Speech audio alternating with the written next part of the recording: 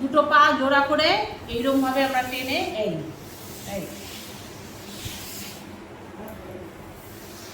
এটাকে স্থির হয়ে থাকাটা ভদ্রাসন বলে। ঠিক আছে, হাঁটু দুটোকে পুরো মাটিতে ঠেকিয়ে দেবো, পা জোড়া থাকবে, আস্তে আস্তে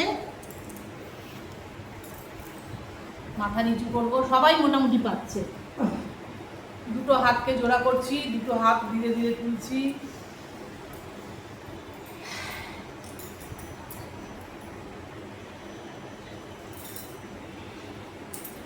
ঠিক আছে, এবার পাটাকে পুরো জোড়া করবো। এই যে যাদের পা অনেক সময় বেঁকে যায় তাদের পক্ষে এটা খুব উপকারী। আবার এই দেখো হাঁটুটাকে পুরো আস্তে আস্তে, খুব চাপ লাগবে না, খুব ধীরে ধীরে করো। যোগাসনে আরেকটা হচ্ছে ধীরে ধীরে পুরো পাটাকে জোড়া, আবার এরম এরম খুলবো, পুরো মাটিতে ছড়িয়ে দেবো। ঠিক আছে, হলো। এবার এই পা সোজা, এই পাই ঢুকি।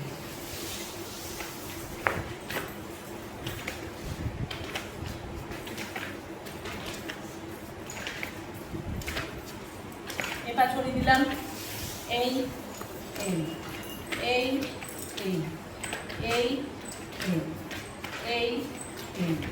এবার কি করবো, এই পাটাকে এদিকে দিয়ে, যে পাটা ওপরে সেই হাতটাকে আমি পেছনে দেবো, দিয়ে এরকম ভাবে হাঁটুটাকে টানবো, পেছনে দিকে দেখাবো।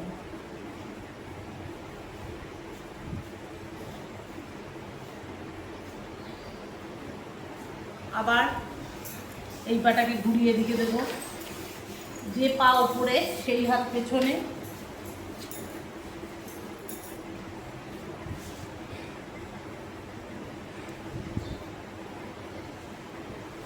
হলো,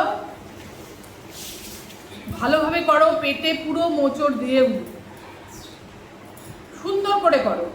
আর একবার করো দেখি, পাটাকে ভাঁজ করো। এখন অনেক 6টা বেজে গেছে তো, এখন আর অনেকক্ষণ খাওয়া হয়ে গেছে, এখন করা যেতেই পারে। হ্যাঁ এই তো, বাহ, মালা দিলেও কিন্তু আগের থেকে ভালো হচ্ছে।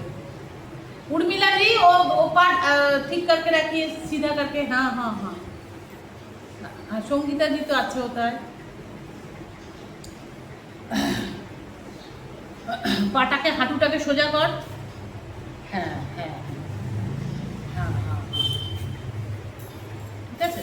আবার ওই পা কর। এটা খুব উপকারী ব্যায়াম, ওই জন্য করালাম একটু টাইম দিয়ে। খুব উপকারী এই আসনটা, বক্রাসন বলে, বক্রাসন। ঠিক আছে, এবারে আমরা করব, হ্যাঁ এই পা ক্রস। এই পাটাকে টানতে পারি, এই সোজা প্রসেস। এই পাটাকে আমি এই হাত দিয়ে টানি, তাহলে আরো সোজা হবে। ঠিক আছে, পেটের দিকে টানবো। ঠিক আছে,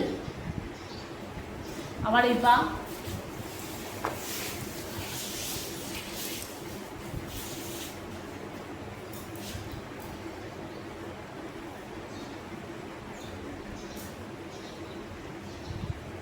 হলো। আচ্ছা, এবারে এরকম ভাবে কপালভাতি করবো। এটা কিন্তু সারা শরীরের ব্যায়াম হয়। এই যে हाथ टान करके पूरा सीधा ऊपर में,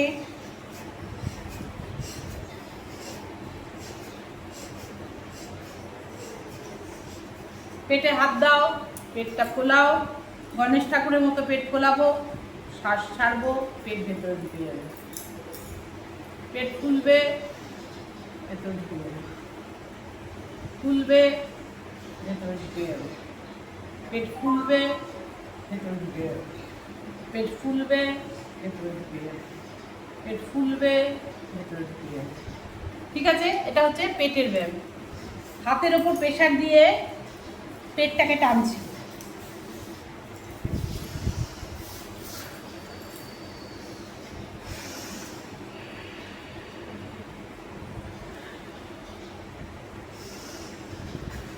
হলো, হাতের ভর দিয়ে পাকে তুলবো।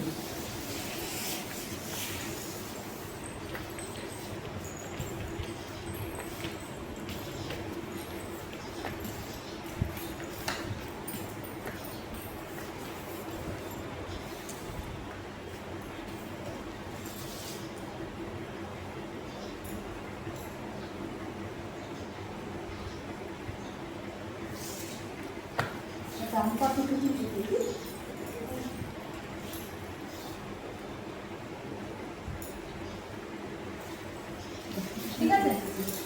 হ্যাঁ